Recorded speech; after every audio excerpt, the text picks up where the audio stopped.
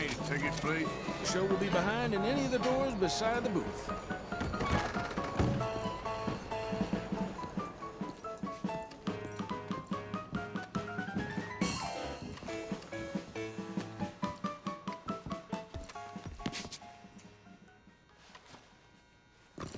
Welcome, one and all, to the remarkable example of modern entertainment at its finest.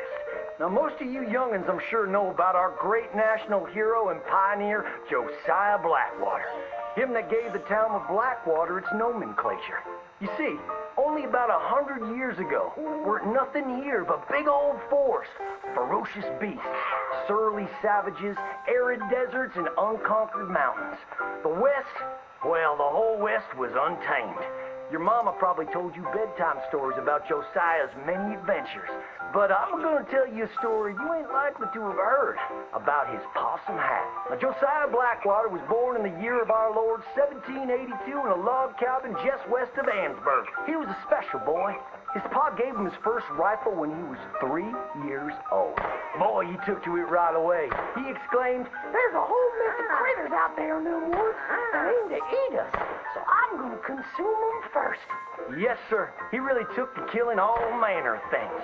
He was such a keen shot. One morning, he was sorting up some winter turnips for the root cellar when a big old bear and her cubs came in the kitchen hunting for food. It had a mind to eat up all the jams and preserves. Josiah grabbed that bear and wrestled her to the ground and squeezed and squeezed and squeezed.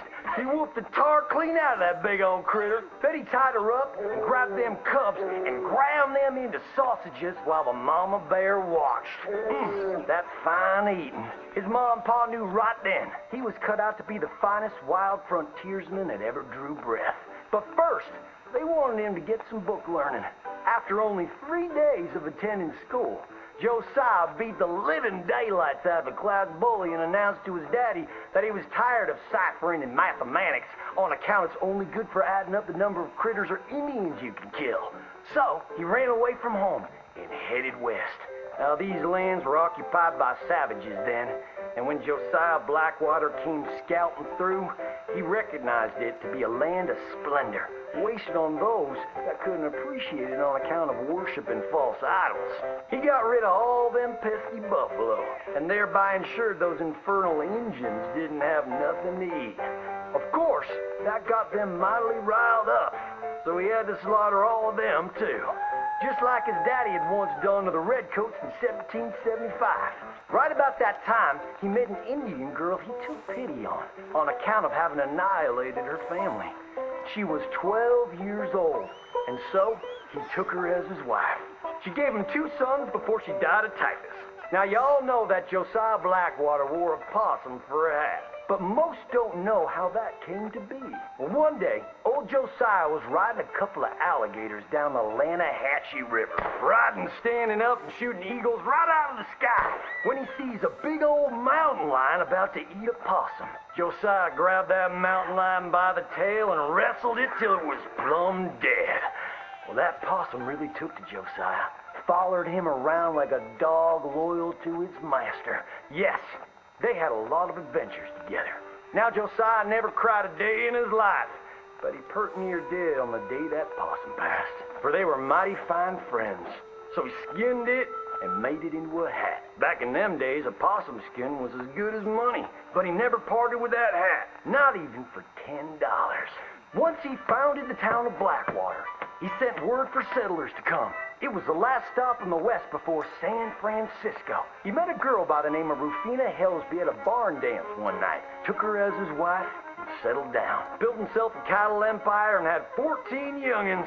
But Josiah Blackwater wasn't the home-loving kind, and he grew mighty restless. One day on the courthouse steps, he announced, "You may all go to hell, and I will go to Saint Denis." And so he did.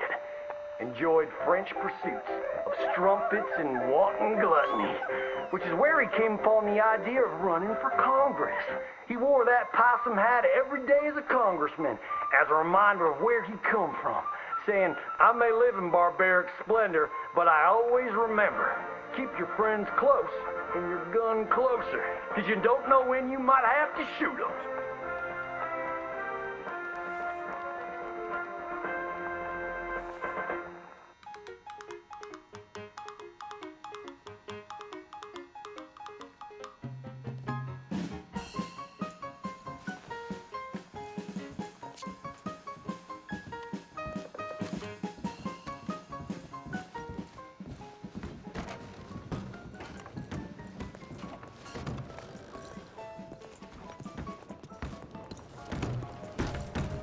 Hope it was a good one. See you soon.